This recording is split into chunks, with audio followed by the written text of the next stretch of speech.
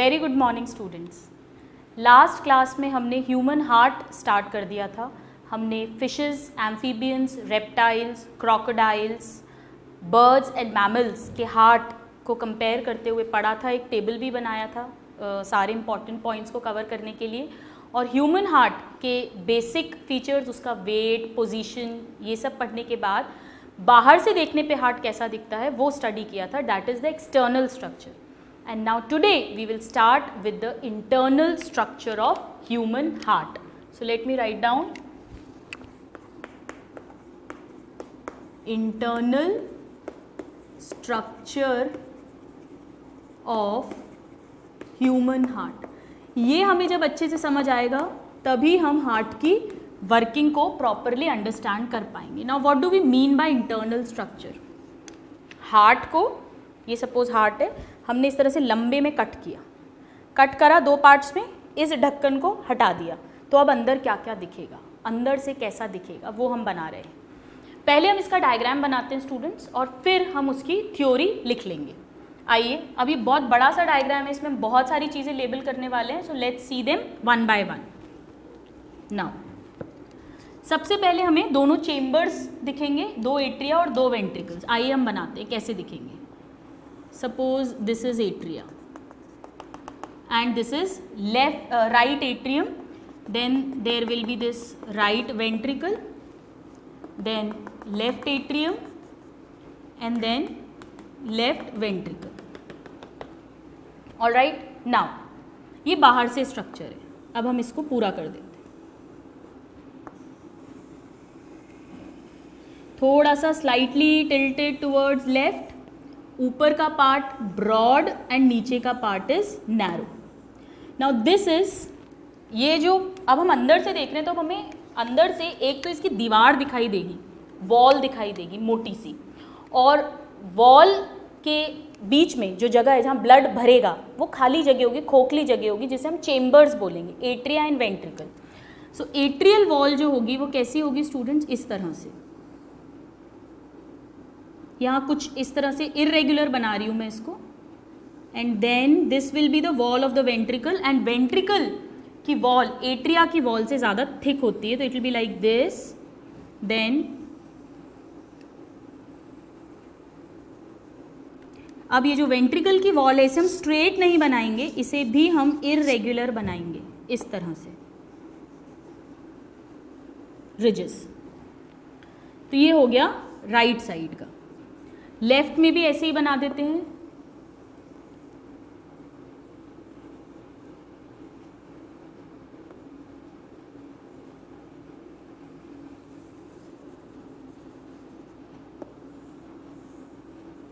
Like this.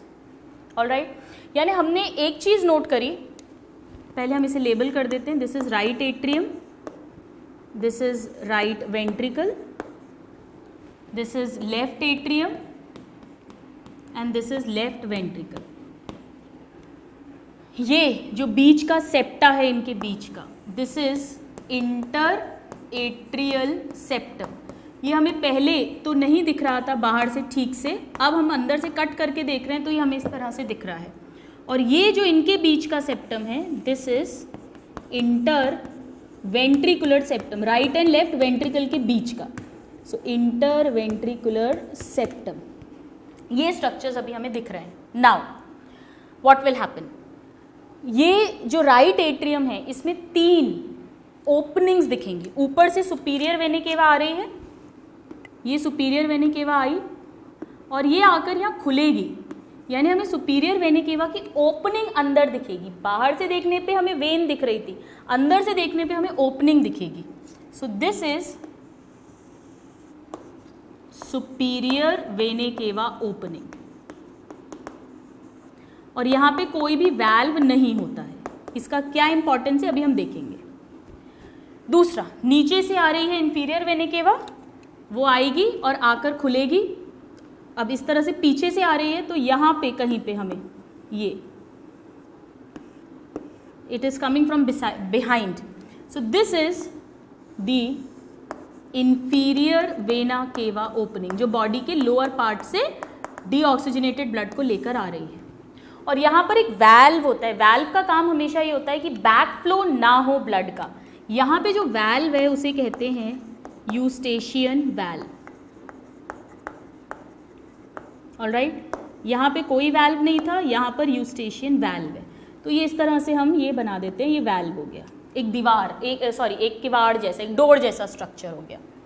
Now this was right ventricle, right atrium, left atrium, left ventricle. Now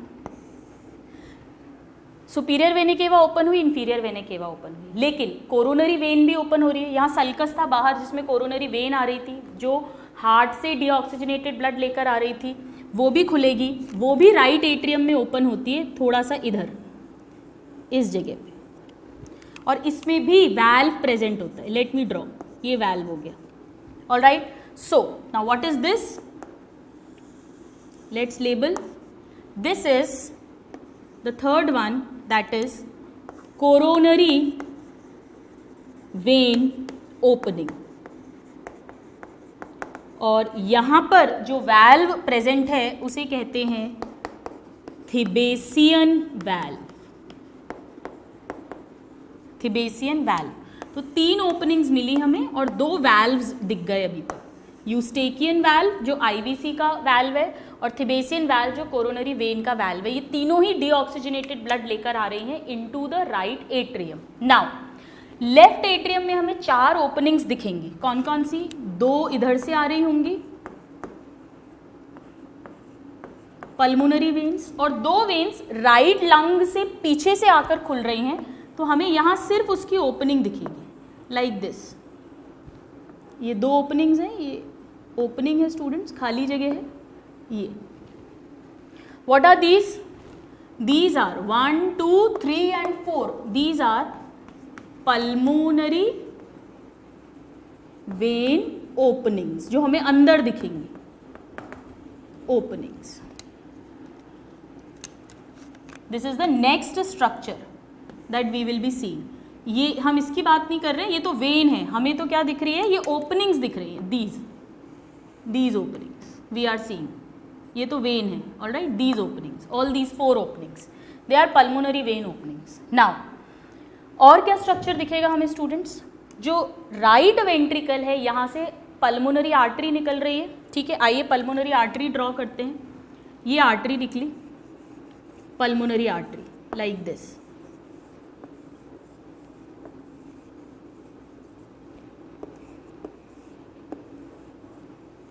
like this.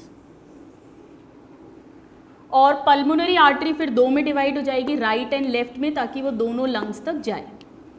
ठीक है, तो अब मैं ये स्ट्रक्चर बीच का मिटा देती हूँ ताकि आपको ये ऐसा डायग्राम बनेगा। बट एक्चुअली है सेप्टम वगैरह सब कुछ है, बट अब हमें ये ऐसा दिख रहा है अंदर से देखने पे, क्योंकि यहाँ क्या दिख रही है हमें? पल्मोनरी आर्टरी दिख रही है।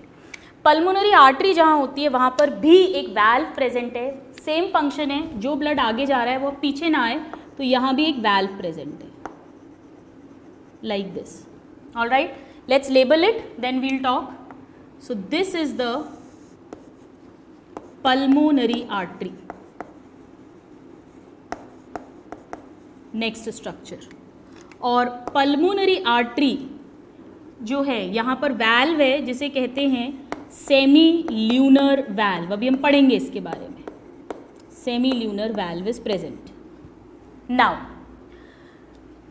राइट एट्रियम, राइट वेंट्रिकल के बीच में भी एक वैल्व प्रेजेंट है, ताकि जब राइट वेंट्रिकल कॉन्ट्रैक्ट करके ब्लड को पल्मोनरी आर्टरी में पहुंचाए तो वो कहीं बैक फ्लो होके राइट एट्रियम में ना चला जाए। तो ये जो 2 स्ट्रक्चर्स दिख रहे हैं आपको, दिस इज द वैल्व जो राइट एट्रियम और वेंट्रिकल के बीच में है, तो इसे राइट एट्रियो वेंट्रिक्यूलर वैल्व कहते हैं।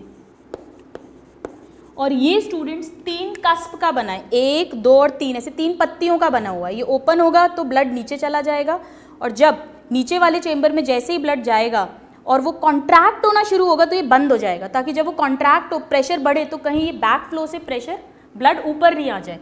इसे ही कहते हैं ट्राइकस्पिड वैल्व। 3 कस्प का बना हुआ है, तो tricuspid cuspid valve. This is the next structure. Now let's come to the left side. Left side में क्या दिख रहा है? एक तो ऐसे ही लेफ्ट एट्रियम और लेफ्ट वेंट्रिकल के बीच में भी वैल्व है, ताकि जब लेफ्ट वेंट्रिकल कॉन्ट्रैक्ट करे तो कहीं वो ब्लड वापस लेफ्ट एट्रियम में ना जाए, उसके लिए यहाँ पर भी वैल्व है. ये वैल्व दो पत्तियों का बना हुआ है, दो फ्लैप्स का बना हुआ है, यानी ये बाइकस्पिड वैल्व है. सो this is the left atrioventricular valve which is bicuspid, दो कस्प का बना है. और इसका एक और नाम है स्टूडेंट साइंटिस्ट के नाम पे. This is also called mitral और mitral valve. So this is the next valve that we can see left side का. नाउ 3 ओपनिंग्स राइट एट्रियम में, 4 पल्मोनरी वेन्स लेफ्ट एट्रियम में. देन लेफ्ट राइट वेंट्रिकल में pulmonary aorta या pulmonary artery और इस पर ये वैल्व. इन दोनों के बीच में ये वैल्व, इन दोनों के बीच में ये वैल्व. नाउ लेफ्ट वेंट्रिकल से क्या निकल रहा है? Aorta which is carrying oxygenated blood. ये इस तरह से निकलेगा, like this, this and then like this. ये ऐसे निकला इस तरह से, लाइक दिस. ठीक है, अब हम बीच के सारे स्ट्रक्चर्स को रब कर देते हैं स्ट्रक्चर्स तो हमें दिख नहीं रहे हैं. All right, so this is the aorta, this systemic aorta. ये वैल्व है, अभी हमें सिर्फ इतना दिख रहा है. ये मैं इसको थोड़ा सा बड़ा कर देती हूँ ताकि हमें अंडरस्टैंडिंग में ईजी हो. All right, left AV valve. And this is the aorta.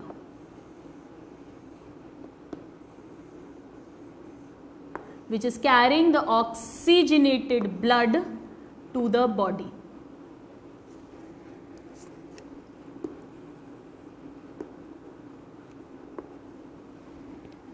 All right. और इस अयोटा की ओपनिंग पर भी एक वैल्व है, वही मून, हाफ मून शेप का है, तो इसे भी semi lunar, lunar means moon, semi means half, half moon की शेप के हैं. So this is the aorta.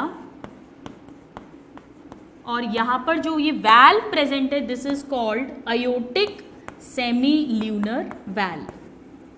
Valve का फिर वही फंक्शन है ताकि ब्लड का बैक फ्लो ना हो. यानी अगर आप इसमें देखें तो हमें टोटल 2 वैल्व्स तो इसमें मिल रहे हैं, इसमें कोई वैल्व नहीं है, इनमें भी कोई वैल्व नहीं है. Let me write, no valves. Then एक वैल्व पल्मोनरी आर्टरी में मिल रहा है, एक वैल्व अयोटा में मिल रहा है. ठीक है, ये सारे वैल्व्स मिल रहे हैं और ये सब स्ट्रक्चर्स मिल रहे हैं. Now what else can we find? ये जो एट्रिया की वॉल है स्टूडेंट्स, ये ऐसी स्मूथ नहीं है, क्योंकि एट्रिया की जो इनर वॉल होती है उसमें कुछ रिजेस होते हैं, कुछ उभार होते हैं. इन उभार के कारण ये डाउनवर्ड एंड फॉरवर्ड होते हैं, ताकि जो ब्लड है जो यहाँ आ रहा है वो इजीली राइट एट्रियम से राइट वेंट्रिकल और लेफ्ट एट्रियम से लेफ्ट वेंट्रिकल में पहुंच सके. ये जो मसल की रिजेस होती हैं इन्हें कहते हैं मस्क्यूलाई पेक्टिनेटी, और ये एट्रियम में मिलती है, दोनों एट्रियम में मिलेंगी. हम यहाँ पर एक में लिख देते हैं, दिस इज मस्क्यूलाई पेक्टिनेटी, पेक्टिनिटी, यानी कि ये मसल के रिजेस हैं, उभार हैं, स्मूथ नहीं है wall in the atrium, both right and left. इसी तरह से स्टूडेंट्स जो ये लेफ्ट, ये जो वेंट्रिकल की दीवार है, इसमें भी मसल्स के उभार हैं और इन्हें कहते हैं कॉलमनी कार्नी, कॉलमनी कार्नी या ट्रैबिक्यूली कार्नी. नाउ ये वेंट्रिकल्स की मसल्स के उभार हैं और इन उभारों पर पैपिलरी मसल्स लगी होती हैं. Suppose this is a papillary muscle, alright, this is a papillary muscle. इनकी टिप्स पे, इनके अपेक्स पे लगी रहती है इस तरह से. यहाँ पे भी कुछ लगा देते हैं like this. These are the papillary muscles. Columnae carneae के ऊपर एक स्ट्रॉन्ग मसल्स अटैच्ड हैं. वेंट्रिकल्स की ही बात चल रही है जिन्हें कहते हैं पैपिलरी मसल्स.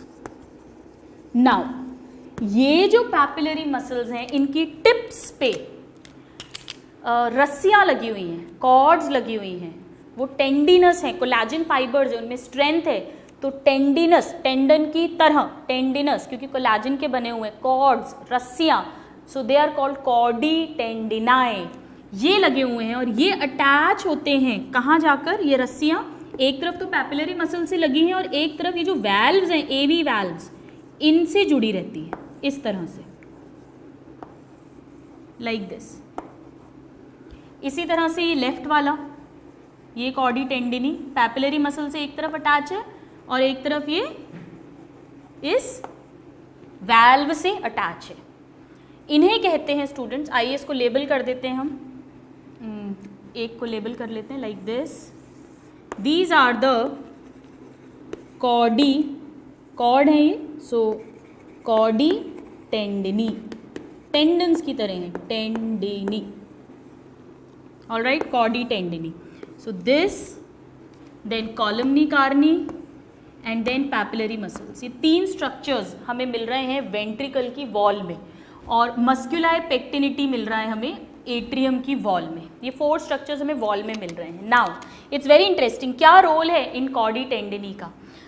स्टूडेंट्स, जब ब्लड राइट एट्रियम से राइट वेंट्रिकल की तरफ जाएगा, अब राइट वेंट्रिकल कॉन्ट्रैक्ट करेगा, राइट वेंट्रिकल जैसे ही कॉन्ट्रैक्ट करेगा ये एवी वाल्व क्लोज हो जाएगा ताकि ये ब्लड का बैक फ्लो ना हो, क्योंकि वेंट्रिकल कॉन्ट्रैक्ट कर रहा है, उसमें प्रेशर बढ़ रहा है, प्रेशर बढ़ रहा है तो चांसेस हैं कि ये ब्लड ऊपर की तरफ वापस बैक फ्लो कर जाए, तो ये वाल्व क्लोज हो जाता है। यानी कि आप ऐसा समझिए, जो इस तरह से वाल्व खुला हुआ था, इस तरह से ये बंद हो गया ऐसे।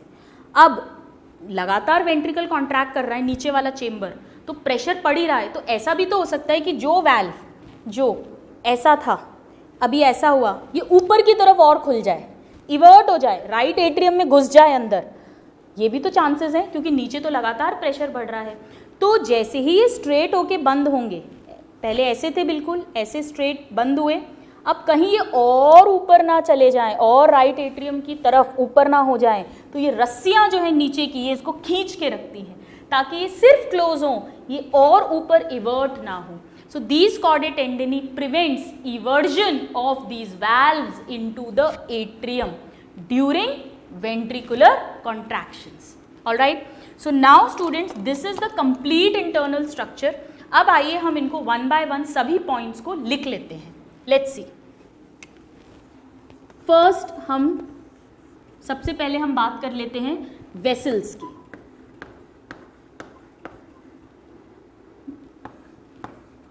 हम चेम्बर वाइज बात करेंगे ताकि हम इजीली सॉल्व कर सकें सभी क्वेश्चंस। पहले राइट एट्रियम में कौन कौन सी वेसल्स आ रही हैं?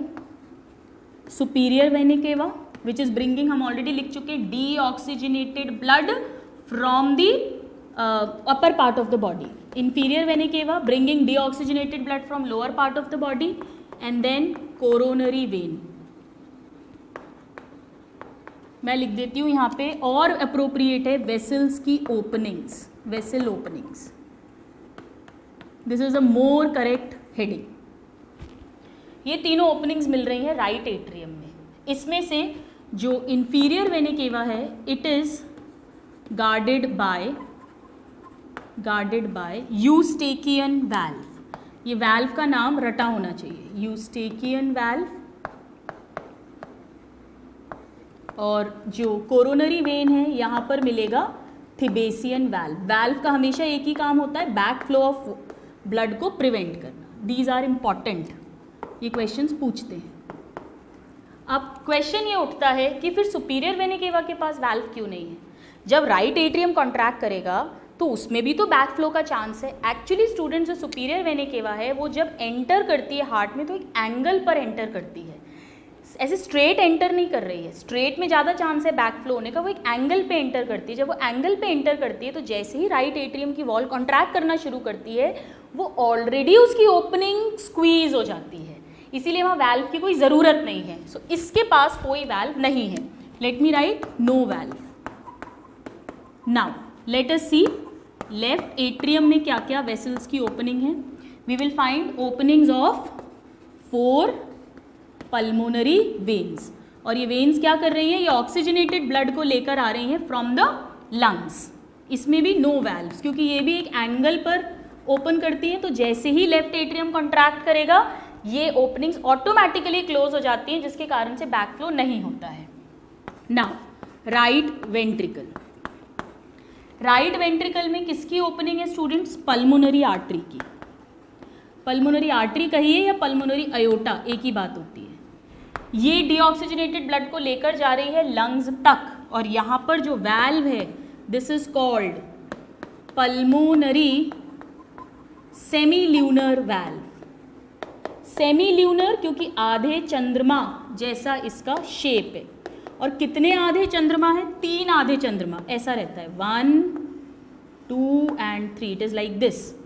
तो अगर हम इसके फ्लैप्स गिने तो 3 ही हैं, तो actually it is made up of 3 cusp और 3 फ्लैप्स। बट ये कैसे हैं? Half moon shaped. इसको ट्राइकस्पिड नहीं कहते, है तो 3 कस्प का, पर ट्राइकस्पिड किसको कहेंगे? जो एट्रिया और वेंट्रिकल के बीच वाला है। It should be very clear. Alright, so pulmonary सेमील्यूनर valve function वही है, जब राइट वेंट्रिकल कॉन्ट्रैक्ट करे तो ब्लड पल्मोनरी आर्टरी में जाए, और जब वो रिलैक्स करे तो कहीं ब्लड वापस नहीं आए तो ये बंद हो जाते हैं उस समय। Now let's talk about left ventricle. Left ventricle में systemic aorta is there, systemic aorta, और यहाँ पर भी ओपनिंग पे वैल्व है ताकि बैकफ्लो ना हो। इसे अयोटिक, ये भी बिल्कुल सेम ऐसे ही वैल्व है, इसे अयोटिक सेमील्यूनर वैल्व कहते हैं क्योंकि अयोटा पर मिल रहा है। बाकी ये भी 3 कस्प के हैं, हाफ मून शेप के हैं। Now so these are the various vessels openings that we will see. Now let's talk about the valves that we will see. क्या क्या वैल्व्स मिलेंगे? एक तो ये सारे मिलेंगे, कौन कौन से? यूस्टेकियन वैल्व जो आईवीसी का है, हम क्विकली लिख लेते हैं। देन थिबेसियन वैल्व जो कोरोनरी वेन का वैल्व है, मैं डिटेल्स नहीं लिख रही हूँ। Then 2 semilunar valves that is pulmonary and aortic semilunar valves जो अयोटा और पल्मोनरी आर्टरी पर मिल रहे हैं। Then this is 1 2 3 4। Then right atrioventricular valve जो राइट साइड के एट्रिया और वेंट्रिकल के बीच में है, सो राइट एवी वैल्व, और जैसे कि राइट है वैसे ही एक लेफ्ट एवी वैल्व। राइट एवी वैल्व को कहते हैं ट्राइकस्पिड वैल्व। ये 3 कस्प का बना हुआ है, 3 फ्लैप्स का या 3 कस्प का। और जो लेफ्ट वाला है स्टूडेंट्स, इसे बायकस्पिड कहते हैं। ये डायरेक्ट क्वेश्चंस हैं, डायरेक्ट रटे होने चाहिए। या mitral valve which is made up of 2 cusp. Very very important, this everything is very very important. Direct question आता है, mitral valve is present between left atrium and left ventricle. The valve between right atrium and right ventricle is made up of how many cusp? 3 cusp, because it is a tricuspid valve. The valve of IVC is called, inferior vena cava is called Eustachian valve. Thebesian valve is present at coronary vein. So these are all the direct questions that are asked. All right. So हमें vessel openings दिख रही हैं और हमें valves दिख रहे हैं. Now let us see what all other structures can we find. All right. आप इसको note down कर लीजिए. So now students let us see और क्या क्या स्ट्रक्चर्स हमने अंदर देखे हैं। हमने वेसल्स की ओपनिंग्स देखी हैं, देन हमने बहुत सारे वैल्व्स देखे हैं। अब हम बात करते हैं कि हमने ये जो चेम्बर्स हैं इनकी वॉल में क्या क्या देखा है। Alright, let us talk about the wall now. So third category, हम इसको ईजी वे में याद हो सके इसलिए हम कैटेगराइज कर रहे हैं। हमें थर्ड मिलेगा इसमें चेम्बर वॉल।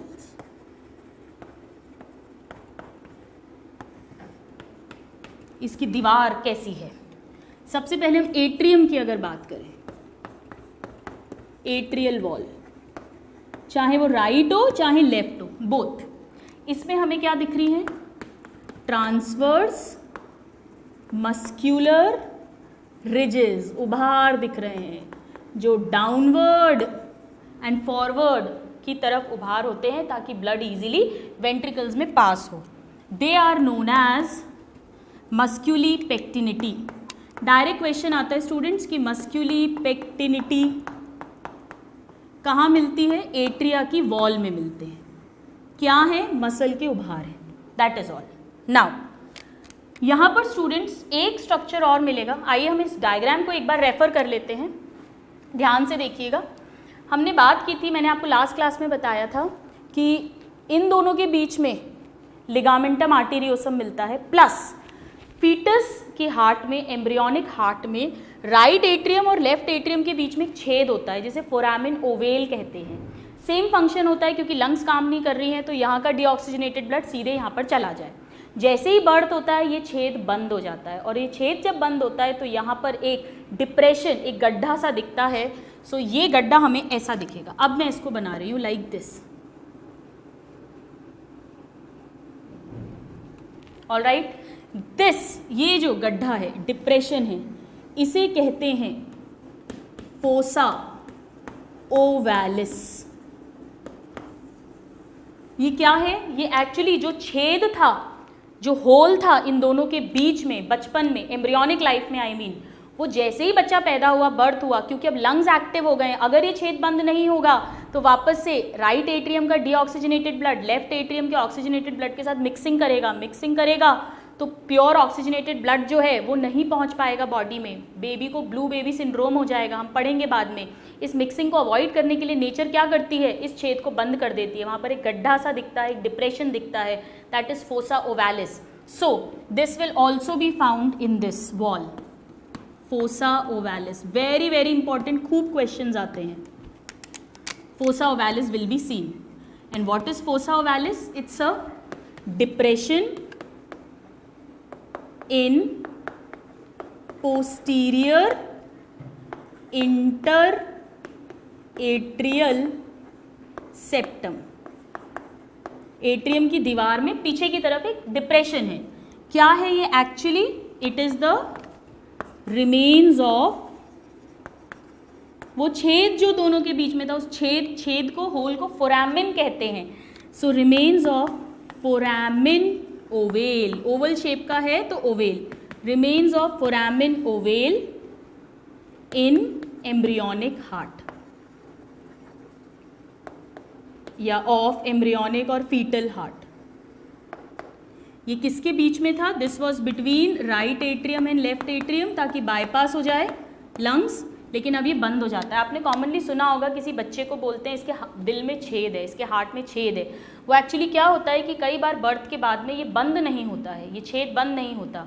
ये छेद जब बंद नहीं होगा तो मिक्सिंग ऑफ ब्लड होगी, तो उस बेबी जो है वो पूरा नीला पड़ जाता है, क्योंकि उसके बॉडी के सेल्स को oxygenated blood, pure oxygenated blood नहीं मिल पाता है. हम इसे बाद में लिखेंगे जब हम डिसऑर्डर्स पढ़ेंगे.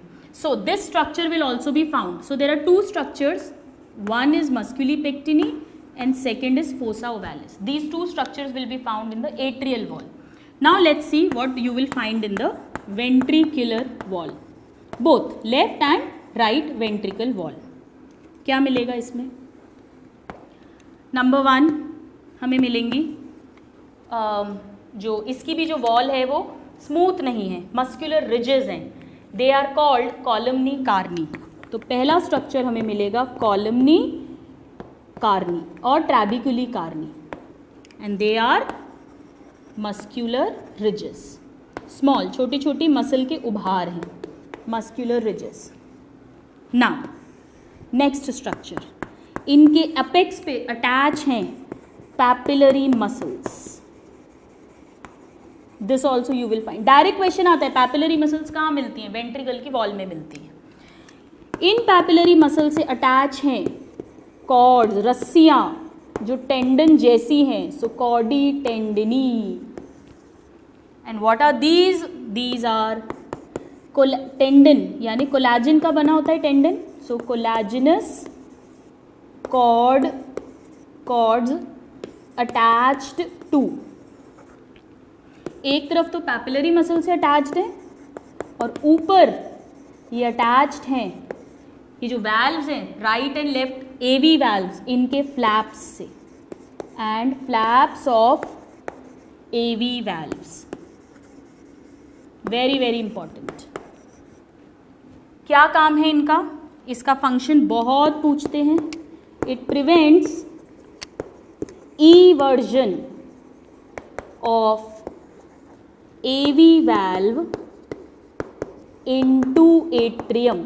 राइट साइड का है तो राइट एट्रियम में इवर्ट होने से और ऊपर पहुंचने से रोकेगा, और लेफ्ट साइड का है तो लेफ्ट में into atrium during ventricular contraction. जब वेंट्रिकल कॉन्ट्रैक्ट कर रहा है, बंद तो होते हैं ये वैल्व्स, पर कहीं बंद होके उल्टा ऊपर की तरफ ना आ जाए, उसको ये रस्सियां रोकती हैं, ये नीचे की तरफ इसे खींच कर रखेंगी.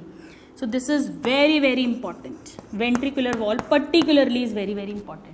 So students, these are all the structures that we can see from the inside of the heart.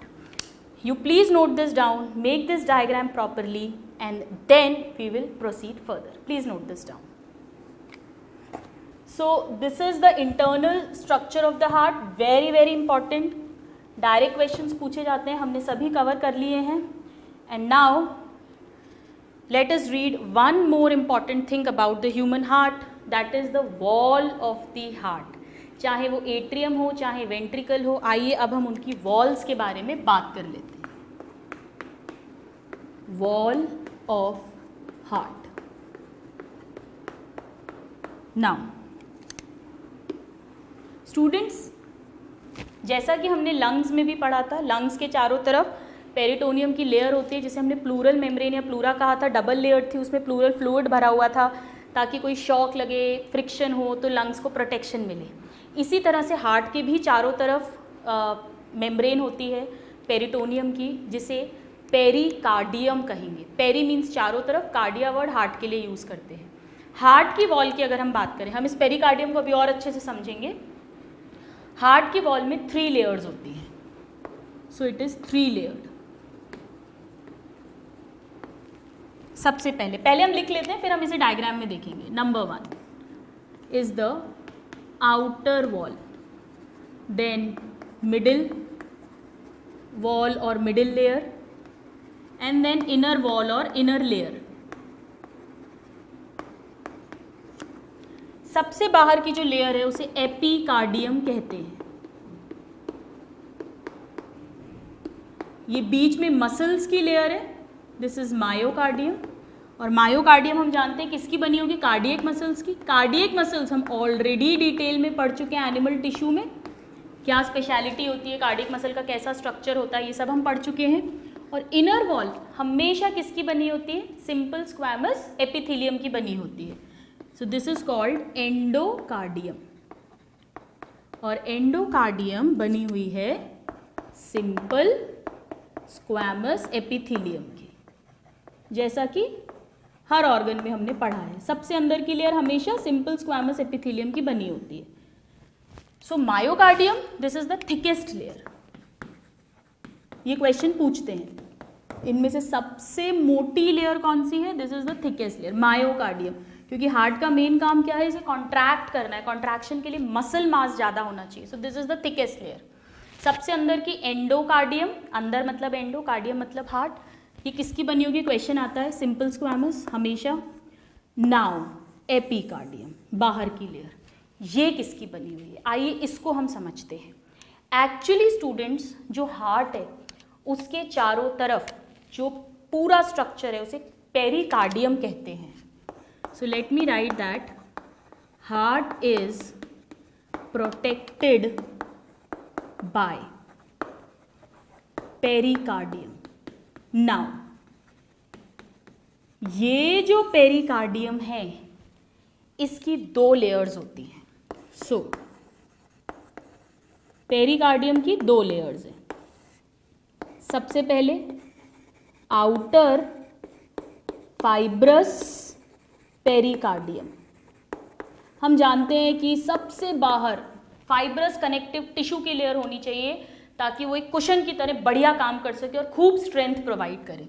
So outer fibrous pericardium है जो ये फाइब्रस कनेक्टिव टिश्यू की बनी हुई है. नाउ इसके नीचे होती है इनर सीरस पेरिकार्डियम, सीरस मतलब ये कुछ प्रोड्यूस करने वाली है, इनर सीरस पेरिकार्डियम।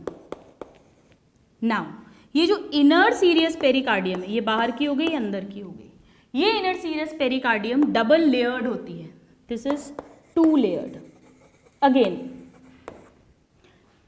इसमें जो इसकी बाहर वाली लेयर है इसे कहते हैं आउटर पेराइटल पेरिकार्डियम। जैसे वहाँ पेराइटल और विसरल प्लूरा था, ऐसे ही यहाँ पर इस लेयर की जो बाहर है उसे आउटर पेराइटल कह देते हैं, और इसके अंदर जो है उसे इनर विसरल पेरिकार्डियम कहते हैं।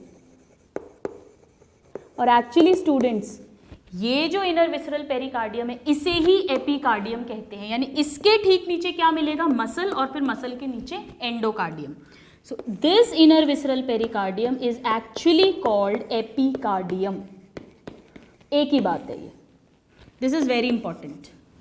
ऑलराइट, इन दोनों के बीच में जो स्पेस है वो हो जाएगा पेरिकार्डियल स्पेस, और इस पेरिकार्डियल स्पेस में भरा होगा पेरिकार्डियल फ्लूइड, बिल्कुल लंग्स की तरह। और ये पेरिकार्डियल फ्लूइड क्या करेगा, सेम वही दोनों काम, it acts as lubricant and it protects heart from mechanical shock and injuries. ये दोनों काम रहेंगे इस पेरिकार्डियल फ्लूइड के जो भरा हुआ है स्पेस में। और ये स्पेस किसके बीच में, पेराइटल और विसरल पेरिकार्डियम के बीच में है। यही एपिकार्डियम है। हार्ट, अब इसके ठीक नीचे क्या हो जाएगा, मसल मास आ जाएगा, इसके नीचे हो जाएगी मायोकार्डियम, और फिर मायोकार्डियम के नीचे एंडोकार्डियम। यानी हार्ट के चारों तरफ तो ये पूरी लेयर है, पर हार्ट के ठीक ऊपर जो चिपका वाला पार्ट है वो ये है, फिर इसके ऊपर ये, फिर इसके ऊपर ये। Alright, inner serous, outer parietal, ये इसी के दोनों पार्ट्स हैं। आप इसको लिखिए, फिर हम इसको ड्रॉ कर लेंगे। क्वेश्चन क्या क्या आता है, एक तो ये आता है heart is protected by, heart की सबसे आउटर मोस्ट लेयर कौन सी है, एपिकार्डियम। अब हम लिख देते हैं एपिकार्डियम को ही कहते हैं विसरल पेरिकार्डियम, एक ही बात है, visceral pericardium. This is one and the same thing. All right, you please note this down, then we'll make the diagram. So आइए हम एक डायग्रामेटिक फॉर्म में जो हमने ये लिखा है इसको अच्छे से समझ लेते हैं। इस पे से डायरेक्ट क्वेश्चन आते हैं। थिकेस्ट लेयर कौन सी है, पेरिकार्डियम स्पेस किन दो के बीच में है, पेराइटल और विसरल के बीच में, उसमें फ्लूइड फिल्ड है और उस फ्लूइड का role. So now let us draw the cut section. सबसे पहले इनर मोस्ट लेयर है this, and this is a simple squamous epithelium, that is endocardium. All right, then endocardium के बाद सबसे मोटी लेयर है ये पूरी की पूरी मायोकार्डियम, जो कार्डियक मसल्स की बनी हुई है, यही मेन कॉन्ट्रैक्शन करने वाली है। All right, so let us write down this is endocardium and this is the innermost layer. इसके इधर पे क्या आ जाएगा, ये तो खाली जगह आ जाएगी, चेम्बर आ जाएगा जिसमें ब्लड फिल होगा। ऑल राइट, यहाँ पे ब्लड आ जाएगा। ये जो है this middle, this is the first layer. Now the second layer is myocardium, which is the thickest layer जो cardiac muscles की बनी हुई है। So let me write, this is the thickest middle layer. Now इसके ठीक ऊपर epicardium है जो एक्चुअली क्या है, visceral pericardium. This visceral pericardium के ऊपर है पेराइटल पेरिकार्डियम और इनके बीच में एक स्पेस है, this is parietal pericardium, like this. All right, ये जो येलो वाली है students, this one yellow, this is visceral pericardium और एपिकार्डियम। तो हार्ट के सबसे बाहर की लेयर कौन सी है? यही है, इसीलिए हमने आउटर मोस्ट लेयर क्या लिखी है? एपिकार्डियम और visceral pericardium. Then this is parietal pericardium, और इन दोनों को मिलाकर कहते हैं सीरस पेरिकार्डियम। सीरस पेरिकार्डियम, इन दोनों को मिला के कहते हैं सीरस पेरिकार्डियम। नाउ इस पेराइटल पेरिकार्डियम के बाहर भी एक मोटी सी लेयर है जिसे कहते हैं फाइब्रस पेरिकार्डियम, जो फाइब्रस कनेक्टिव टिश्यू की बनी हुई है ताकि वो स्ट्रेंथ प्रोवाइड कर सके। This, let me label, this is the fibrous pericardium.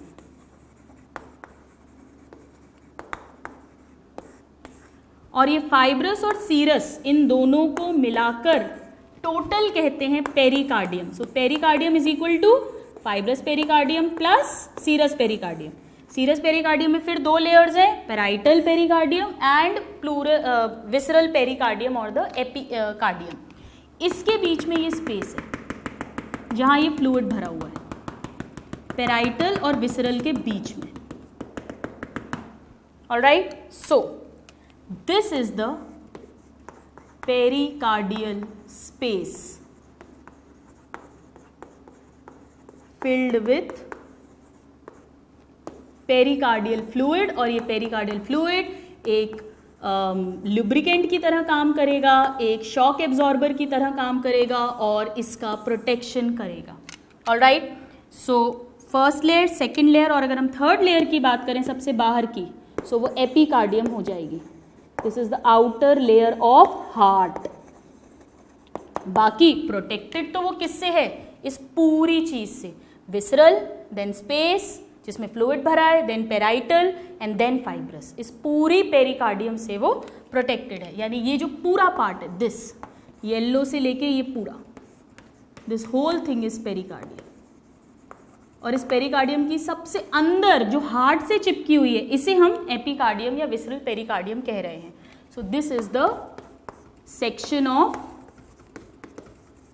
Heart wall. So students, आज की क्लास में हमने इंटरनल स्ट्रक्चर ऑफ हार्ट को डिटेल में डिस्कस किया, जिसपे से डायरेक्ट बहुत सारे क्वेश्चंस आते हैं। It's very very important. अगर आपको वो समझ में आ गया तभी आप अच्छे से उसकी जो वर्किंग है उसे समझ पाएंगे। और यहाँ पर जब हम इंटरनल स्ट्रक्चर की बात करें, हम एक चीज़ और नोट कर लेते हैं कि ये जो वॉल है स्टूडेंट्स, हार्ट की वॉल जिसकी हमने बात की, ये सबसे मोटी उस चेम्बर में होगी जिसको सबसे दूर तक धक्का देना है ब्लड को। अब देखिए, राइट एट्रियम को कहाँ तक ब्लड पहुँचाना है? राइट वेंट्रिकल तक। लेफ्ट एट्रियम को लेफ्ट वेंट्रिकल तक, बस नीचे वाले चेम्बर में। पर राइट वेंट्रिकल को कहाँ तक पहुँचाना है? लंग्स तक। लंग्स भी पास में ही है। लेफ्ट वेंट्रिकल को कहाँ तक पहुँचाना है? बॉडी के एक एक सेल तक, right from head to toe. यानी सबसे ज़्यादा पावर किस में होना चाहिए? लेफ्ट वेंट्रिकल में। तो सबसे मोटी दीवार किसकी होनी चाहिए? लेफ्ट वेंट्रिकल की। नंबर 2, सेकेंड थिकेस्ट वॉल किसकी होनी चाहिए? जिसको लंग्स तक पहुंचाना है, यानी राइट वेंट्रिकल की। और सबसे पतली दीवार किसकी होनी चाहिए? दोनों ऑरिकल्स की। So that means we can say that atria are thinner than ventricles. पहला क्वेश्चन जो पूछते हैं कि एट्रिया और वेंट्रिकल्स में से कौन ज़्यादा थिक है? वेंट्रिकल्स थिक है। बिल्कुल रटने की जरूरत नहीं है, बिल्कुल सिंपल सा कॉन्सेप्ट है। एट्रिया को सिर्फ वेंट्रिकल तक ब्लड पहुंचाना है, ज़्यादा मोटी दीवार की ज़रूरत नहीं है, ज़्यादा फोर्स की ज़रूरत नहीं है, तो वो पतले होंगे। दूसरा, थिकेस्ट चेम्बर कौन सा होगा? अब चारों में से एट्रिया तो सबसे पतले हैं, तो वो तो आउट हो गए। अब बचे दोनों वेंट्रिकल। दोनों वेंट्रिकल में से भी सबसे थिक कौन सा होगा? जिसको सबसे दूर तक ब्लड पहुंचाना है, यानी कि लेफ्ट वेंट्रिकल।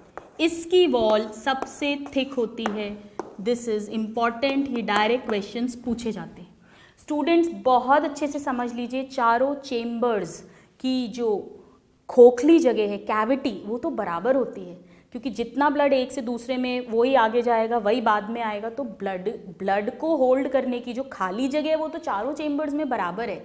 फिर हम बड़ा छोटा किस हिसाब से बोल रहे हैं, उसकी दीवार के हिसाब से।